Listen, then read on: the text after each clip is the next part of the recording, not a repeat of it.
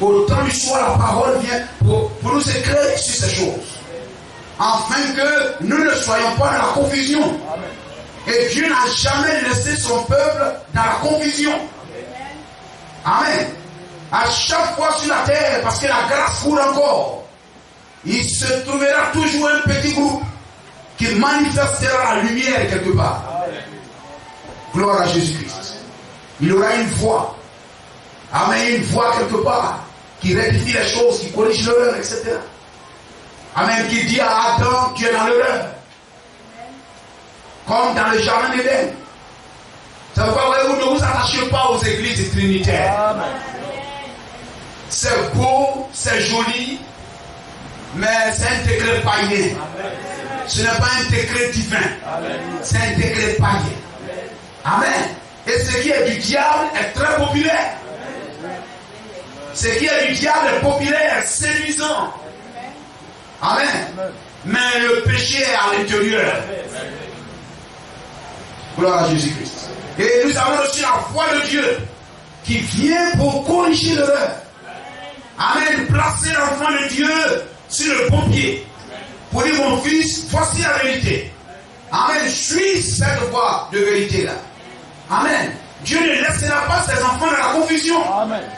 C'est pourquoi voyez-vous dans le jardin d'Éden, lorsque Adam, après avoir péché et tout ça, lui-même il va se fabriquer une religion civique couverture, prétexte. Amen. Et puis il va s'enfermer dedans, croyant être bien. Adam se croyait être en sécurité jusqu'au temps du soir. Et il a dit au temps du soir, Dieu visite. Amen. Adam. Au temps du soir. Comme Dieu nous visite au temps du soir. Amen. Amen. Et Adam n'a pas dit parce que je t'ai vu. Amen. Je me suis rendu compte que j'ai péché parce que je t'ai vu. Non. Mais parce que j'ai entendu ta voix. Amen. Je me suis caché parce que j'ai entendu ta voix. Amen. Et Apocalypse 17 dit au jour de la voix du septième ange. Voyez-vous, amen, tout le mystère de Dieu s'accomplira. Et s'accomplira vient du verbe accomplir. Accomplir veut dire achever entièrement. C'est-à-dire toute la parole sera rétablie.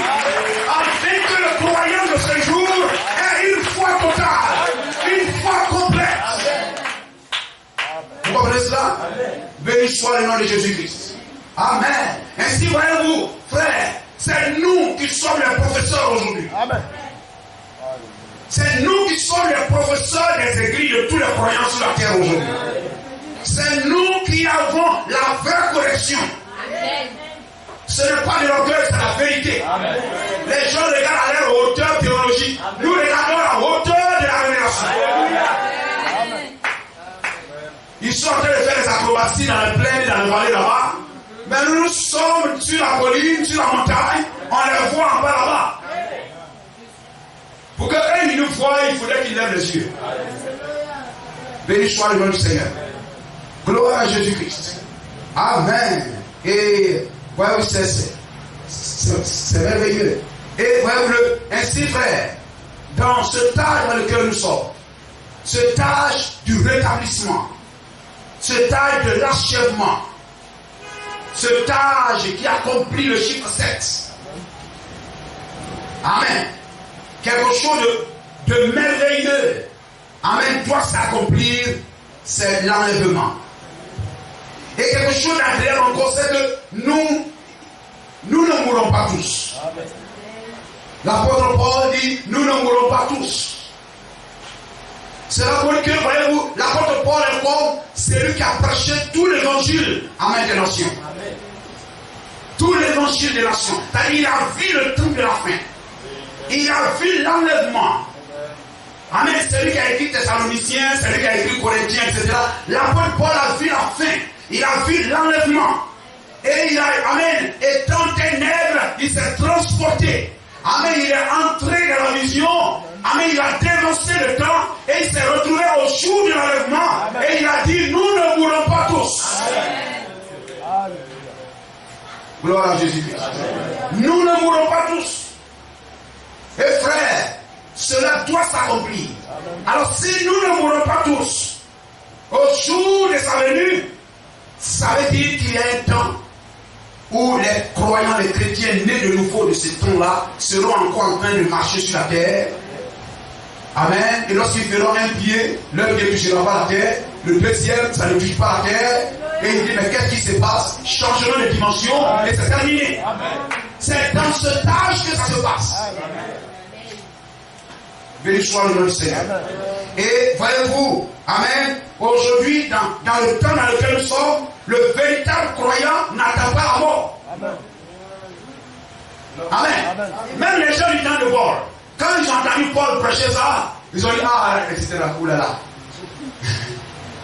Mais c'est lui qui sort au temps du soir, on a la totale révélation du soleil. Amen. Là-bas, il dit, oh, la Paul dit, on ne voit pas tous. Ah, donc, ça veut dire qu'il y a des gens qui seront vivants.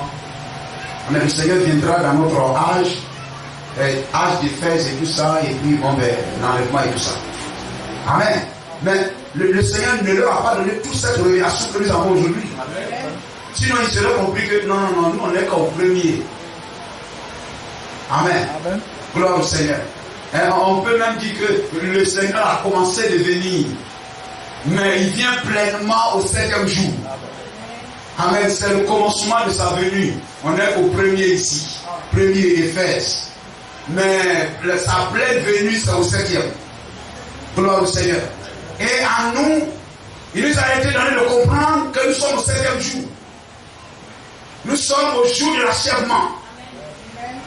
Le jour où le rassemblement de l'épouse s'achève, est total. Gloire à Jésus-Christ. Amen. Si eux ils étaient sûrs que le Seigneur va venir, nous ne voulons pas tous. C'est nous qui sommes véritables. Alors, que devons-nous faire? Nous sommes ceux qui avons reçu l'explication, la révélation, la compréhension que c'est véritablement dans notre jour que nous ne voulons pas tous. Parce que le 8e jour, c'est l'éternité. C'est dans notre temps que le Seigneur vient. Ainsi, le croyant d'aujourd'hui n'attend pas la mort physique. Amen. Mais il aura amen, comme des prémices, il aura des personnes qui vont mourir. Il y aura des personnes parmi nous qui vont mourir, etc. Mais cependant, c'est dans notre temps que la grande cueillette va s'opérer. Si vous avez fait un champ, peut-être du cacao, ou du coula, ou bien quoi, etc. Hein, chez nous, à notre temps, avant qu'on rase tous les bois, il y avait assez de coula chez nous. Amen.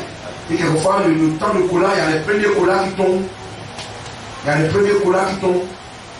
Mais il y a un jour où il y a la grande cueillette. On n'attend pas que ce coula-là, la carrosse de quoi la tombe. Il sait que c'est formé. Amen. Le coula-là est arrivé, c'est formé. Mais avant ça, il y a des colas qui sont tombés. Et en instant, on ramasse. Mais, amen, lorsqu'on ramasse, on regarde, on sait qu'il y a des colas qui ne sont pas encore formés. Mais c'est les premiers noirs qui tombent. Mais un jour vient où le propriétaire verra que, amen, tout est formé. Alors ça sera la grande cueillette. Il vient, le propriétaire vient et il moissonne tout. Amen. Alors il y a des colas qui n'ont pas besoin de tomber, mais qui seront pris. Amen. Amen. Le temps dans lequel nous vivons, c'est la promesse du Seigneur. C'est la grande attente. Le chrétien de ce jour, pendant qu'il est en train de vivre, de marcher, etc. sur la terre, il doit comprendre que d'une seconde à l'autre, quelque chose peut se produire. Est-ce que vous comprenez? Amen.